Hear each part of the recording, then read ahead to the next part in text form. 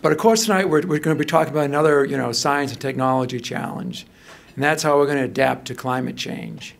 And adapt we must. We must adjust to the changed climate, because even if we stopped all our emissions of greenhouse gases today, climate change is going to continue for hundreds of years. That's because of the long lifetime of greenhouse gases and also the inertia of the climate system. So like Ellen pointed out, the first thing we can do in order to adaptation is control our emission of greenhouse gases, because that determines whether we have 3 or 6 feet of sea level rise by the end of the century. We still have to deal with adjusting to these changes. And I want to talk about how we can adjust or adapt our infrastructure, particularly in an urban area, to sea level rise and increase coastal flooding. So, these are sort of the standard actions you can take to adjust or adapt to climate change for the built environment. By built environment, I mean buildings and infrastructure. And infrastructure is like roads and sewer systems and MBTA and things like that. So first of all, you can decide to take no action. We can't protect everything. So some things we have to sort of deal with as we do now. Just let them flood and rebuild. But also we can do things like accommodate the flooding. And accommodate the flooding means we let the flooding occur, but we minimize the damage. So these are actions like elevating buildings, flood-proofing the first floor by wrapping tarps around it or putting sandbags around it or creating small barriers around buildings.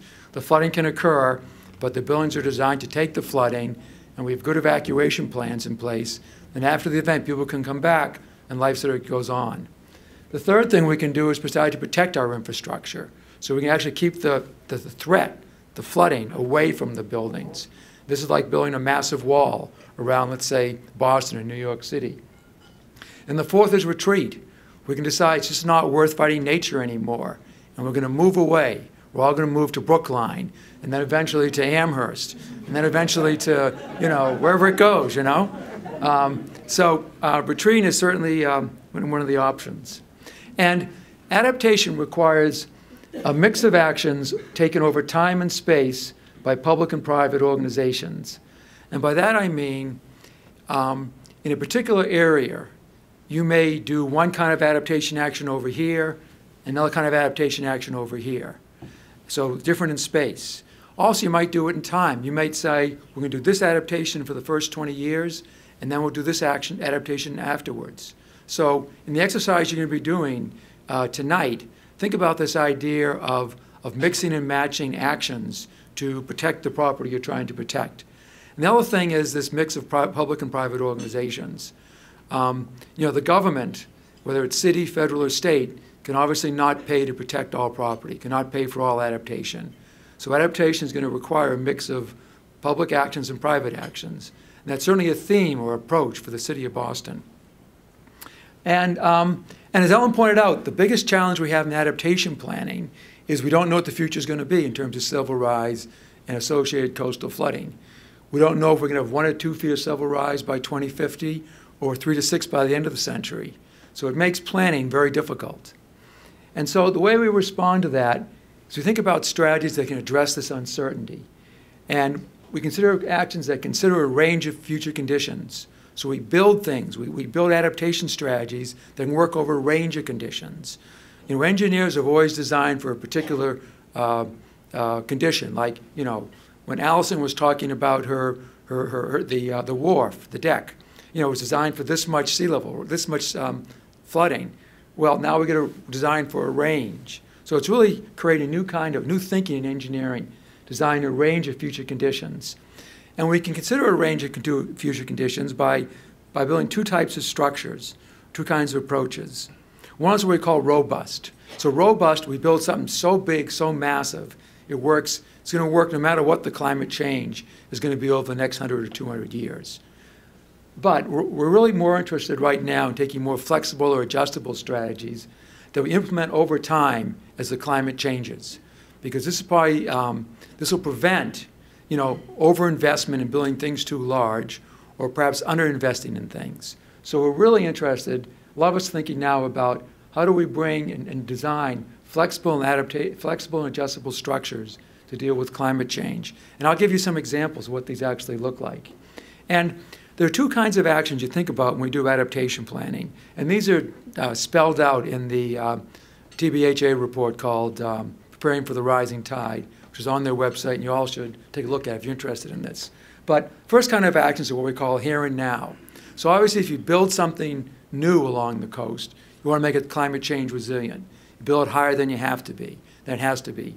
You design it to be flood-proofed and so on. But the biggest challenge is how do you protect infrastructure that's not threatened now, but it's going to be threatened in the future? And that's what I call prepare and monitor. And these sort of areas, you want to plan your strategy right now, preserve the options to put the strategy in place in the future, and then as the climate changes, you put your option in, you put your strategy in place. So it's called prepare and monitor. Essentially, you plan for it now, monitor the climate, and as the climate changes, you put it in place. So let's look at some examples. So coastal flood protection. Okay, this is the recently built Spalding Rehab Center in I keep saying Charleston, but it's Charlestown, Boston. And we're lucky we're not in Charleston, South Carolina, which is really threatened by, they're way ahead of us in terms of being threatened by rising seas. Anyway, they built this hospital right in the Navy, right near the Navy Yard. So as you probably know, it's very flat there, very close to the ocean. So they built this higher than it had to be, put critical utilities on the roof, and learning from some of the problems in New Orleans during Hurricane Katrina, they made the windows open. So if you do get stuck there, there's ventilation. So this is an idea of a robust strategy. You know, they built something new, they built it higher than they had to be, and can deal with any possible climate change that may occur over the lifetime of this building. Another robust strategy is like, a massive flood wall around an area. And this flood wall has a gate through it so people can drive through it, but the area would be surrounded by a massive wall. So it's a fairly robust strategy, not very flexible. But it would protect this area probably for the next 50 to 100 years. Now, some examples of sort of more creative, flexible strategies that are smaller scale that you can expand over time. So here's a flood wall that looks like benches, okay? So when the flood comes, you lift up the benches and you protect the area. So it serves dual purposes. It's attractive, but it's also a flood wall. And then here's an example of something we were doing in our research in East Boston. As you can see, this is a gray school in the background, and this is actually a modular seawall that we can expand over time, make it higher as the sea level goes up. And then this is also an area in East Boston. This is Chelsea Creek, and this is sort of a overgrown, bank shore, but you could expand it out to look more like this, which would break up the waves that may accompany a storm. And this also has benefits as being an attractive recreational resource for the community. And again, this is flexible. And then here's another one. This is, not a very good image, but it's a dune, right? So you might think about like Constitution Beach in East Boston. They could build up a dune system like this to protect areas around Orient Heights from flooding, or the base of Orient Heights from flooding. And again, a dune is something you can build up over time. It's flexible. Another one is, here's a hospital, I believe, it's a hospital in Houston, and you can see, sort of an attractive flood wall around it with a gate. So, and you don't realize it's really a coastal flood protection barrier, but it will protect this building. It's a localized strategy. Here's another one. This is like very simple flood proofing. So you might just move your utilities up to the second floor. And then the other case, in the bottom slide, is when before the flood comes, they put this like tarp, this flexible membrane around the base of the building. Flood comes, and then they take it down. So it's flexible. You can do it right away. Here's another example. This is, little raised areas around windowsills and patio doors. Again, just enough to keep the flooding away. And then you can do dry flood proofing. Dry flood proofing essentially means you seal off the base of the building so water can't get in there. And then you can always elevate, right? So on the top is a low-lying house, and the bottom is the house when it's elevated. It actually looks more attractive, but it's also safe from flooding. And then this is the Aquarium T Station, okay? And this is taken after Hurricane Nemo. And the bottom, you can see some sandbags. And I think the sandbags were there because during the storm, they just put sandbags across the entrance to prevent the aquarium station from flooding. So these are sort of things, if you don't get flooded a lot, like you only get flooded on the average once every 100 years, you don't need a massive seawall. You can have something very simple. And then as the climate change gets worse, you can take more advanced strategies. So the other thing is you need good evacuation routes. Like I said earlier, when you do flood proofing, you need to be able to get people out and have them come back. So you need good evacuation plans. And then there's the Dutch philosophy of living with water. The Dutch, who were the leaders, as you're sure you know, in sort of building massive dikes to protect urban areas, are now saying, we realize eventually the sea is going to overtop our dikes. So we need to think about other strategies. So one of those strategies is called living with water. And here they're actually clearing out areas in cities where they're going to allow the flooding to occur. And then after the flooding has occurred, they'll slowly let the water out.